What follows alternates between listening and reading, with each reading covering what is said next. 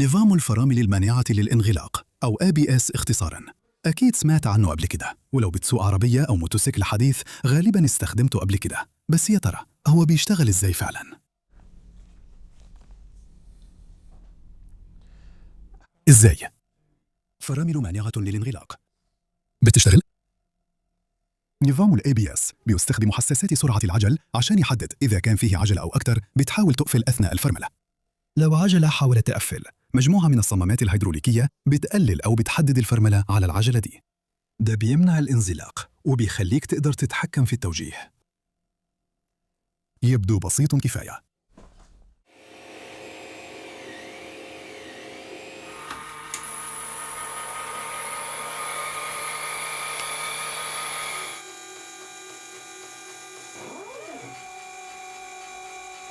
بدأت أطبع أجزاء من الآلية بالطباعة ثلاثية الأبعاد، وأقطع أجزاء تانية بماكينة CNC علشان أقدر أفك الشد في فرامل الكابل. السبب إني اخترت فرامل الكابل هو إني ما كنتش عايز ألعب في فرامل الزيت في العجلة الكهربائية الجديدة اللي عملتها بنفسي. وكمان العجلة اللي عايز أجرب عليها الموضوع ده فيها كاوتش طريق رفيع، وده على أمل إنه يكون أقل تماسك على الأسطح السيئة. بس ما عداش وقت طويل وواجهت أول مشكلة، فده هو ميكانيزم ال ABS اللي حيفك الشد في سلك الفرامل. بس في عيب كبير جدا في التصميم ده، وهو إن الموتور الستبر مش قوي كفاية. أنا في الأول استخدمت الموتور السبر ده اللي عزمه 1.2 نيوتن متر، والجديد ده عزمه 2.8 نيوتن متر، وبرضه مش كفاية عشان يمسك شد الفرامل. لو شدت فرامل ورا بيفقد خطواته، فأنا حضطر أعيد تصميم الميكانيزم ده كله. بعد كده أعدت تصميم الميكانيزم علشان أدي الموتور الخطوي ميزة ميكانيكية أكبر باستخدام أطوال أذرع مختلفة. ده معناه إنه الموتور كان لازم يلف أكتر، بس كمان هيطبق قوة أكبر علشان يعاكس الشد في السلك اللي سببه إيدي. وده كمان معناه إن زمن الاستجابة هيكون أطول شوية. بس ده كان أقل حاجة كنت قلقان منها، لأني ما كنتش مدرك قد إيه فرامل الجنط سيئة. بعد ما ركبت على نجيلة مبلولة كنت عايز أختبر النظام على العجلة الخلفية، والطريقة الوحيدة اللي قدرت أخليها تقفش بيها كانت إني أنقل وزني لفوق وقدام مؤقتاً علشان أرفع العجلة الخلفية من على الأرض، وده كان بعيد تماماً عن المثالية.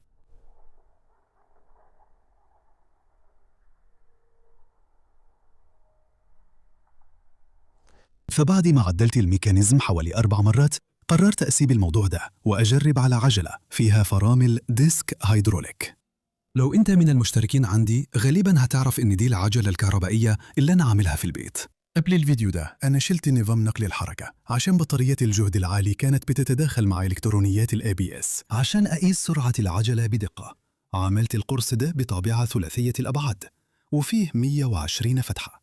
ركبت حساس على الشوكة، والحساس ده فيه شعاع بالأشعة تحت الحمراء، والشعاع ده بيعدي من خلال الفتحات اللي في القرص. لما العجلة بتلف والشعاع بيتقطع أو بيتوصل، الحساس بيطلع إشارة عالية أو منخفضة. الإشارة دي ممكن نستخدمها نحسب سرعة العجلة لحد 50 مرة في الثانية. المثير للاهتمام إني لاحظت نفس تقنية قياس السرعة دي بتستخدم بالضبط على موتوسيكل فيه نظام فرامل مانع للانغلاق. وأنا طالع لفوق في الهيكل فيه صندوق أسود جواها الإلكترونيات اللي هتتحكم في نظام ال ABS. جوه الصندوق الأسود فيه لوحة تنسي 3.6 اللي هتشغل كود الأردوينو، وكمان فيها مكان لكارت SD علشان أقدر أسجل بيانات الاختبارات وأحاول أضبط النظام. لما كود الأردوينو يكتشف إنه الفرامل محتاجة تتساب بيبعت نبضات لدرايفر الموتور الخطوي اللي موجود جوه المشتت الحراري الكبير ده. بعد كده بيبعت الكهرباء للموتور اللي راكب على المقود علشان يرف. الميكانيزم اللي بيفك الفرامل بسيط جداً، هو عبارة عن ذراع طويل متثبت على ذراع الفرامل ومربوط بحبل قصير. الحبل حيسمح باستخدام الفرامل بشكل طبيعي، لكن لما يكون مطلوب حيسمح للموتور إنه يشد ذراع الفرامل ويقاوم قوة إيدي ويفك الفرامل. قبل ما أجرب النظام ده تعالوا نتكلم عن إزاي تفعيل نظام الفرامل المانعة للانغلاق ممكن يحصل فعلياً. يعني عندك عربية ماشي بسرعة ثابتة، وسرعة دوران العجلة بتكون بحيث أن الجزء الخارجي من الكاوتش بيتحرك للخلف بنفس سرعة الطريق بالنسبة للعربية. لما تدوس فرامل، لو الاحتكاك بين الكاوتش والطريق قليل قوي، العجل حيبدأ ينزلق. بس ازاي إلكترونيات ال ABS بتكتشف ده وبتعرف إن العجلة فعلاً بتزحف؟ هي في الحقيقة سؤال معقد شوية عشان نجاوب عليه، فخلينا نمشي خطوة بخطوة ونستخدم شوية طرق منطقية في الأول. ملاحظة أولية، ممكن نقول إنه العجلة بتنزلق لما سرعتها تبقى صفر، يعني لما العجلة تبطل تدور. وبما إني عندي حساس سرعة على العجلة الأمامية في العجلة بتاعتي، أقدر أبرمج الإلكترونيات إنها تفك الفرامل لما السرعة توصل لصفر. دلوقتي اللي هعمله فعلاً إني هبرمجها تفك الفرامل لما السرعة تبقى أقل من نص متر في الثانية، دي تقريباً أكتر شوية من ميل في الساعة. والسبب في كده إني أحياناً الحساس ممكن يقرأ 0.0001 متر في الثانية ومش هيفك الفرامل. فبالتالي الفرامل هتتفك لما السرعة تبقى أقل من 0.5 متر في الثانية. يلا نجرب كده.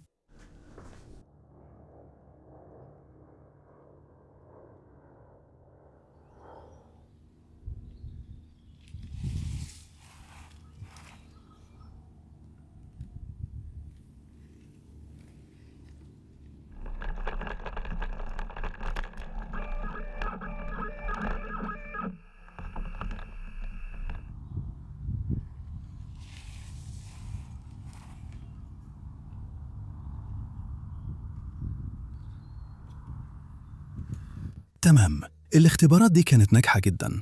ده بيثبت إن الآلية قادرة تفك ضغط الفرامل من إيدي وتخلي العجلة تدور تاني. المشكلة الوحيدة إنها كانت بطيئة جدا. الوقت اللي أخده من أول ما العجلة قفلت تماما لحد ما الموتور بدأ يشد ذراع الفرامل كان حوالي 0.22 ثانية، والوقت الكلي اللي العجلة كانت مقفولة فيه كان 0.45 ثانية، يعني العجلة كانت بتتزحلق تقريباً نص ثانية.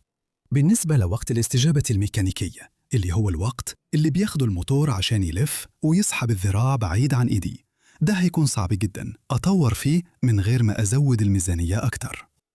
أنا أصلاً اشتريت موتورين ستيبر مختلفين للمشروع ده، ولو هشتري موتور أقوى في العزم هتكلف أكتر بكتير من اللي أنا عايز أصرفه على المشروع ده. فأنا اللي هحاول أعمله هو إني أركز أكتر على وقت الاستجابة الإلكتروني. موتور السبر بياخد حوالي ربع ثانية عشان يستجيب ويفك الفرامل بالكامل. فلو قدرنا نقلل وقت التأخير الإلكتروني ده، يبقى إن شاء الله نقدر نعمل نظام فرامل مانع للانغلاق كويس جدا. إزاي نقدر نكتشف إن العجلة هتتزحلق قبل ما ده يحصل فعلا؟ طيب، تعالوا نبص على تسجيل البيانات. الرسم البياني ده بيبين سرعة العجلة مع الوقت، ونقدر نشوف فيها انخفاض كبير في السرعة لما العجلة بتقفل. لما السرعة بتكون أقل من نص متر في الثانية، الفرامل بتفك. بعد كده السرعة بتزيد تاني علشان تساوي سرعة العجلة، والفرامل بتشتغل تاني لما السرعة تبقى أكتر من نص متر في الثانية. علشان نحسن زمن الاستجابة لازم ندي أمر بفك الفرامل بالظبط عند النقطة دي على الرسم البياني. يلا نشوف لو رسمنا تباطؤ العجلة هيبدينا مؤشر أحسن ولا لأ. الرسم البياني للتسارع ده بيبين 3 قيعان وقمم واضحة، وده بيوضح إمتى العجلة بتبطأ لحد ما تزحلق أو بتسرع علشان تواكب سرعة الدراجة. إيه رأيك نحط حد لتباطؤ العجلة ولو وصل له يخلي الفرامل تفك؟ يعني مثلا لو العجلة بتتباطأ أسرع من ناقص 10 متر في الثانية تربيع، الفرامل حتفك.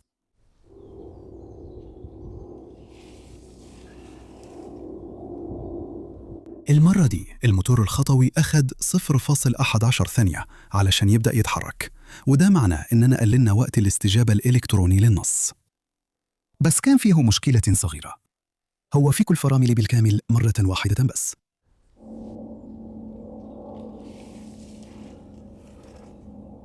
ماشي، المرة دي فك الفرامل مرتين بس برضو ما فكهاش في آخر تزحلق. يمكن الثالثة ثابتة.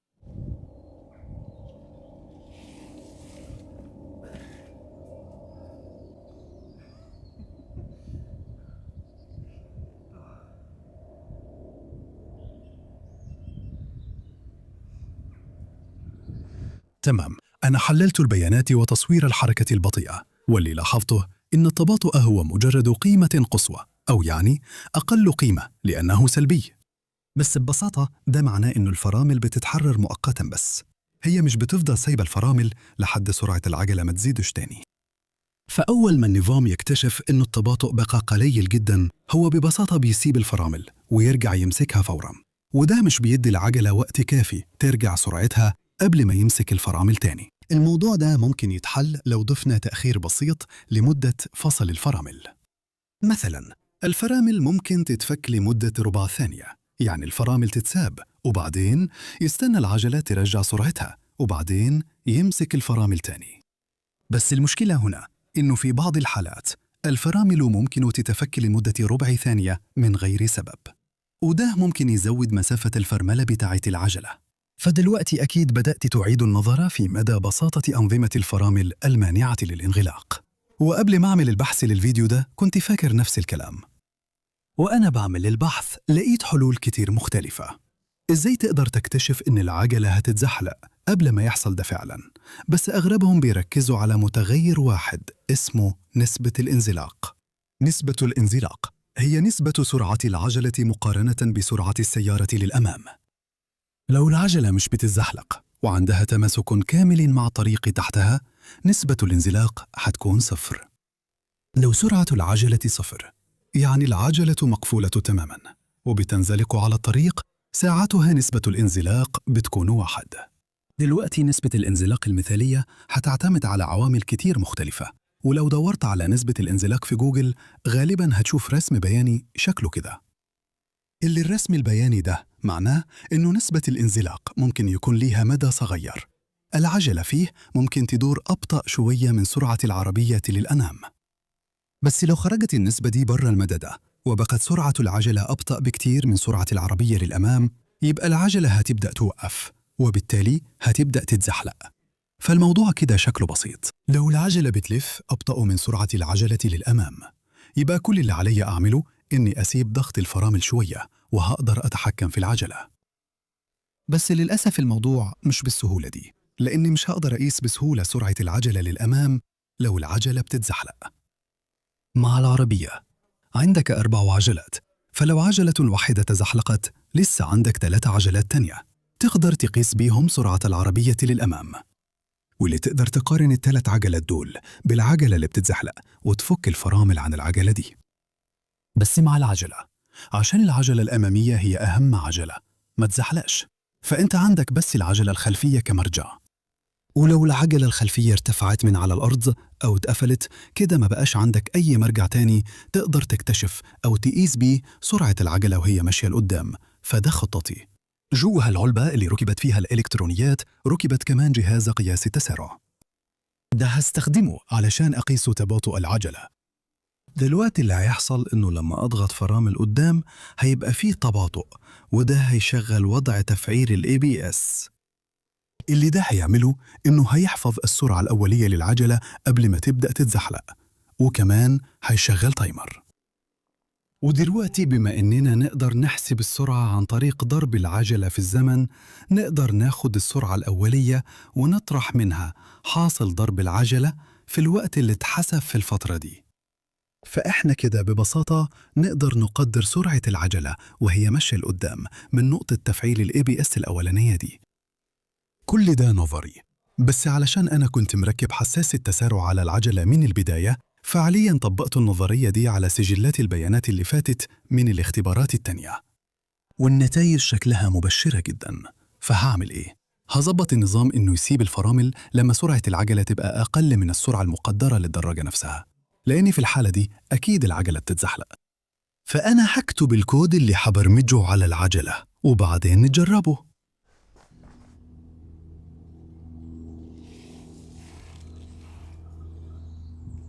ده كان شكله كويس جدا بالنسبة لي، يلا نجربه كمان كم مرة عشان نتأكد من اعتماديته.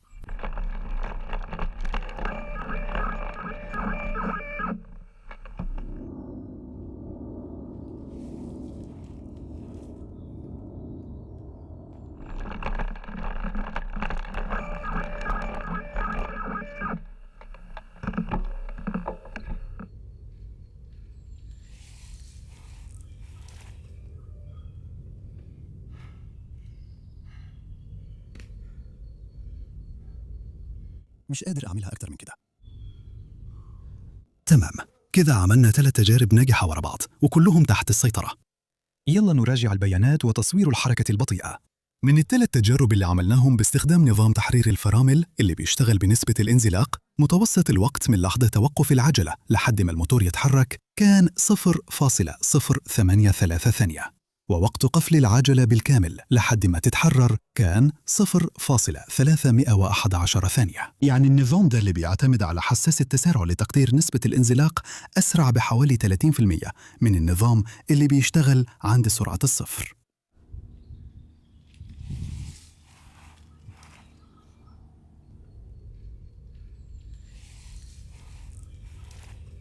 ولما نعرف إنه 0.24 ثانية من الوقت ده بتروح عشان الموتور يلف، يبقى زمن استجابة الإلكترونيات نفسها كان أسرع 3 مرات. أنا عارف إن ده لسه مش كفاية عشان يمنع العجلة من إنها تقفل، بس حسب البيانات اللي عندي عشان نفك الفرامل قبل ما العجلة توقف تماماً، النظام كله محتاج يكتشف اللي بيحصل ويفك الفرامل في 0.08 ثانية. أكيد ده ممكن يحصل لو الميزانية أكبر ومع مهندسين إلكترونيات أكتر خبرة، بس في الاختبارات دي إن العجلة تنزلق لمدة 3 ثانية وانت واقف كان شيء ممكن السيطرة عليه جدا. دلوقتي ممكن تكون بتفكر إيه بالنسبة للخدمات التانية؟ طيب التلج مش هيرجع قريب، فقررت أجرب شوية أسطح مختلفة ممكن تقابلها وانت راكب العجلة في الأيام العادية.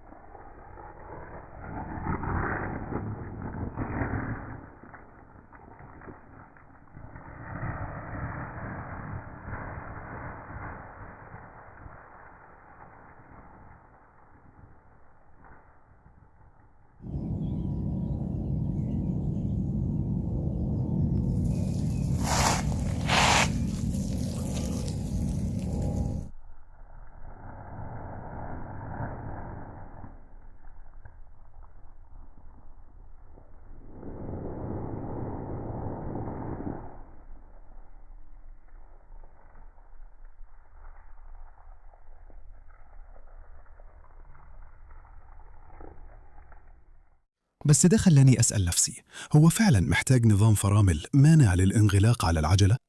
في الحقيقة أنا مش فاكر آخر مرة وقعت فيها من العجلة بسبب الفرامل، بس طبعا باستثناء الاختبارات اللي في الفيديو ده.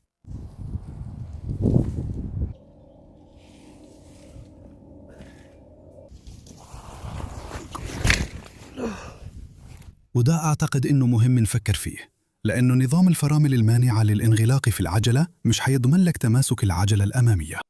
مثلا لو دخلت ملف بسرعة زيادة واضطريت تميل جامد على سطح مش مثالي، العجلة الأمامية ممكن برضو تفقد تماسكها، وABS مش هيقدر ينقذك. أنا شايف إنه الABS في الموتوسيكلات موضوع مختلف تماما، لأنه الموتوسيكلات سرعتها أعلى بكتير، وكمان احتمال كبير يضطروا يعملوا فرامل طوارئ.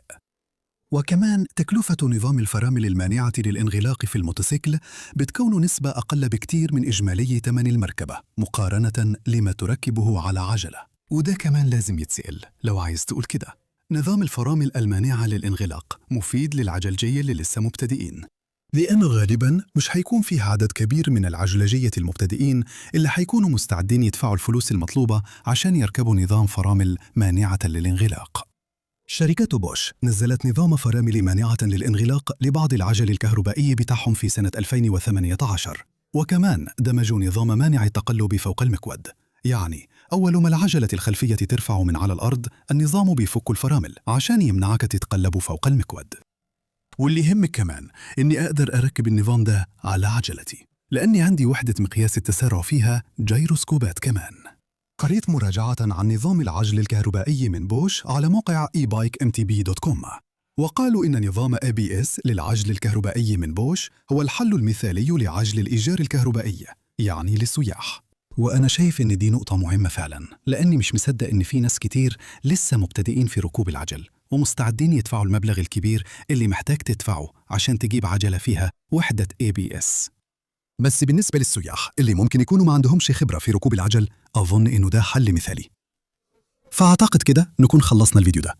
استغرق الموضوع حوالي 4 أسابيع في البحث والتصميم وعمل المشروع ده واختباره. معظم الوقت كان في حل المشاكل، زي مشاكل الموتور اللي ما عندوش عزم كفاية، وكمان الأخطاء في الكود الإلكتروني. الموضوع جنني شوية في أوقات، بس كان ممتع جدا. لو عجبك الفيديو ده هكون شاكر لو قدرت تديله لايك. لو انت جديد على قناتي وعايز تشوف فيديوهات شبه دي، طبعا بمواضيع مختلفة، بس يعني فيديوهات تانية عن الهندسة، من فضلك دوس اشتراك تحت. لازم أوجه شكر كبير لكل الداعمين ليا على باتريون اللي وقفوا جنبي طول ال4 أسابيع اللي اشتغلت فيهم على كل الشغل ده.